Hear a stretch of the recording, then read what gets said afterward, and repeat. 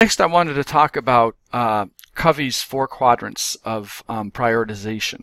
And this is a really good tool that I've found to help people identify tasks or areas where they might procrastinate and not even mean to procrastinate. So this is a really good tool to kind of identify things ahead of time so that they don't sneak up on you and cause problems down the road. So what Covey did, Covey is he's a famous author and productivity and management expert. And so what he did was he came up with 4 quadrants. And so you have 2 axes here. So the first axis is the axis of importance, and that's the vertical axis.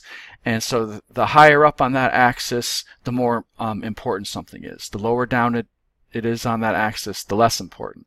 And then the second axis is the horizontal axis, and this is an axis for urgency. So things to the left are more urgent, things to the right are less urgent. So this gives us 4 quadrants. So the first quadrant is the quadrant of firefighting. So these are things that are urgent and important. So these are things like if you have a quiz tomorrow.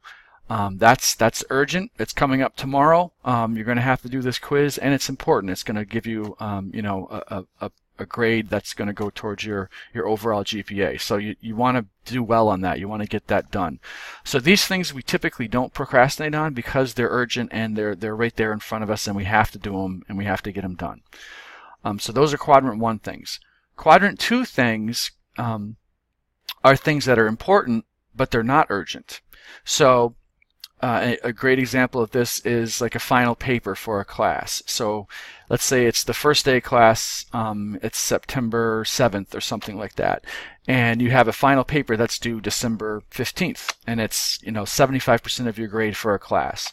That is really important. It's 75% of your grade, but it's not urgent at all. You have three months before you have to hand that in. So it's not urgent, but it is very important.